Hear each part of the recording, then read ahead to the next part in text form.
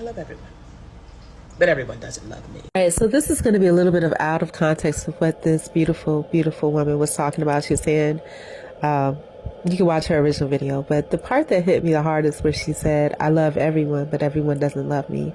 And I think a lot of women, especially women of color, especially women of darker color, we feel this. I genuinely and sincerely, I've had a pure heart for the longest. I love people regardless of race, gender.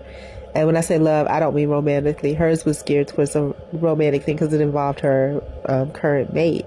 But, just in general, I love people just for the sake of loving people, and I try to understand all backgrounds and situations and things like that. But it comes to a point where, for me in my older age, I'm almost 50 now, I'm learning to love myself first. It's okay to love everyone else, but love you first, because you realize that in your younger years, this is my commentary, has nothing to do with her. Hers is different, but this part of her video hit me because in all of my 50 years, I spent a lot of time loving other people, places, and things.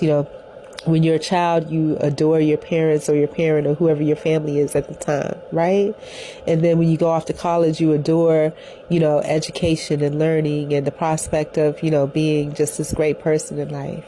Then after college and during college a little bit, you adore and in love with the idea of, being successful and professional and, setting a way for yourself. But then you start to realize and being good, church and all these institutions never had the love for me that I had for them. Family, disowned, church. I had to learn after I went through the legal system that it's not what you think it is. The legal system, it's not about right or wrong. It's a whole big circus, like in the movie Chicago, that guy said, Richard Gere. It's like a big circus. Professionalism and jobs, that's all a big hoax too. You start to realize all these things that you get dedicated your life and love to. And I said, okay, well, my family disowned me. I'll try to create a family of friends.